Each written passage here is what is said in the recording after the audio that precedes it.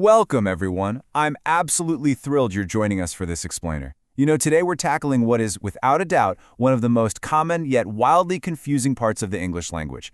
So think of this as your ultimate exam boot camp. We're going to finally, once and for all, master English articles. We'll figure out exactly when you need an a, an, a the, or, and this is a big one, when you should use absolutely nothing at all. Right off the bat, before we even touch the rules, I have a question for you. Which of these two sentences is actually correct? I like the music, or I like music. Just think about that for a second. It's a classic exam trick question, right? It honestly trips up even super advanced speakers. But hey, don't worry. By the end of this explainer, you won't just know the answer, you'll know exactly why. And you'll be able to say it with total confidence. Okay, let's dive into this. Here is our structured syllabus for today. First, we'll cover indefinite articles, a and an. Second, the definite article, the. Third, the tricky zero article rule. And finally, number 4, an exam review of common errors. Section 1, the foundation. We're talking about a and an. So this is how we introduce entirely new, non-specific items into our conversations. Indefinite articles, so and an, are basically our starting points. We use these tiny but mighty words when we're bringing up something for the very first time. Or, when the thing we're talking about just isn't specific. For example, if you're stating a general fact, like a mouse is smaller than a rat, you're not talking about one specific mouse living in your house, right? You just mean any mouse, generally speaking. Now, what's really interesting about this slide is the rule for actually choosing between a and an. I know, so many learners are taught to look at the first letter of the next word. But actually, scratch that. Forget the spelling. The rule is based entirely on the sound. We use a before a consonant sound and an before a vowel sound. Seriously, look at the tricks listed over on the right. This is a massive trap for language learners. We say an hour because that H is completely silent, right? It starts with an O sound. And on the flip side, we say a university or a European city because they start with a U sound, like literally the sound of the word U, which is a consonant sound. If you master this sound rule, you will instantly dodge a major exam trap for sure. To round out our foundation, here are the absolutely must-know scenarios for the exam where a or an is required. Let's lock these patterns in right now. First up, professions. I'm a teacher. She's an engineer.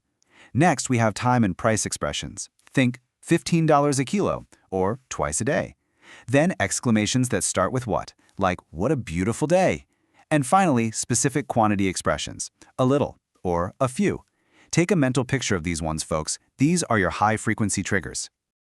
All right, moving right along. Section 2, the specifics. The definite article, the. So now we're moving away from the general, kind of unknown world, and we're pointing directly at things we know. The is our definite article. And the definition here is absolutely key. We use it to refer to specific people, things, places, or events that the listener already knows about. It's all about pointing. If I say, I bought a book, well, that's general. But if I say, here is the book I bought, I'm pointing to that exact specific book. Or think of, the cat is on the roof. In that case, we both know exactly which cat we're talking about and exactly which roof. I highly recommend you treat this as your high-yield study sheet for the definite article. If you want a real cheat code for when to use the, just remember this one single word, uniqueness. That's it. That is your trigger. Oceans and rivers are unique, right? So, the Pacific Ocean, the Amazon. Superlative adjectives highlight the unique peak of something, the best student, the tallest mountain. One-of-a-kind objects naturally get it too, the moon, the internet. And lastly, there's this very specific geographic rule. Plural countries or organizations always get the. So, the United States, the United Nations. Okay, let's shift gears to Section 3, the void, also known as the zero article rule. Now, brace yourselves, because we're entering the void.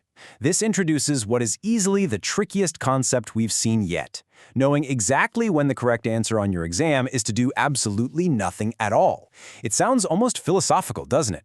But really, sometimes the most powerful article is no article at all. Omitting the article completely is a super frequently tested concept, and honestly, it trips up even highly advanced learners. Why? Because our human instinct is always to fill the empty space. But sometimes, leaving it blank is literally the only correct move. So let's systematically walk through exactly when we drop the article. First up, with abstract nouns and general categories. Just repeat this phrase in your head to build that muscle memory. Truth is the highest good. Or, I don't like animals. Notice we didn't say the truth or the animals. We mean all animals, in general. Second, drop it after verbs of preference, like love, hate, or like. She likes coffee. I love music. Third, days, dates, and meals. On Tuesdays, let's meet on Monday. We had lunch. 0 articles there.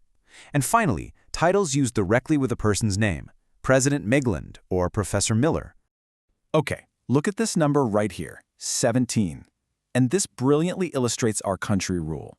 To put that into perspective, France is 17 times smaller than the United States. Did you catch what just happened there?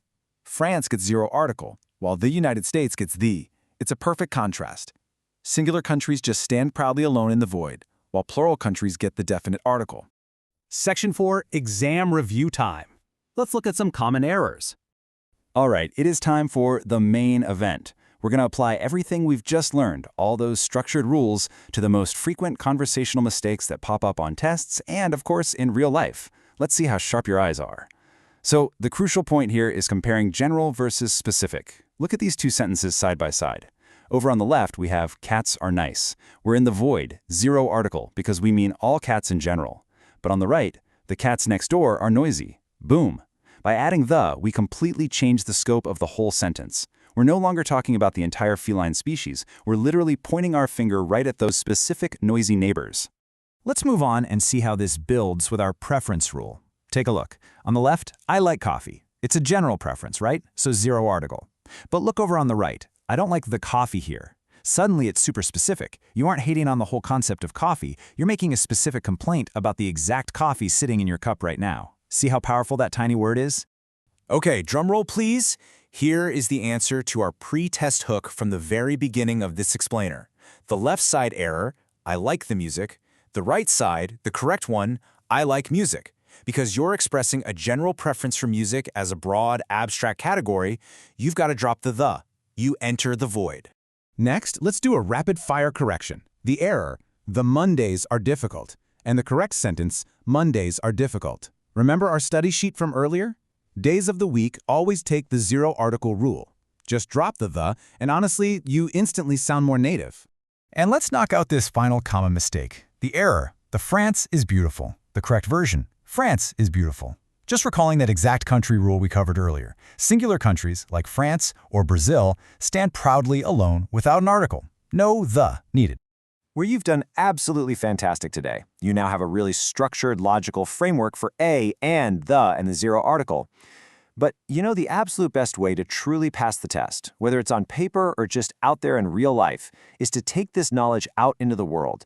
Start actively noticing these patterns in your conversations. Listen for them in movies. Spot them in the books you read. It's like a giant puzzle, and the more you hear these patterns, the more naturally your brain is going to use them, without you even having to pause and think about the rules. So, I'll leave you with this. The next time you open your mouth to speak or, pick up a pen to write, just ask yourself this one simple question. Are you talking about cats in general, or are you talking about the cats next door? Knowing the difference there is your key to mastery. So, what does this all mean for your next exam? It means you're totally ready for it. Thanks so much for learning with me today, and I cannot wait to guide you through our next explainer. Keep focused and keep learning.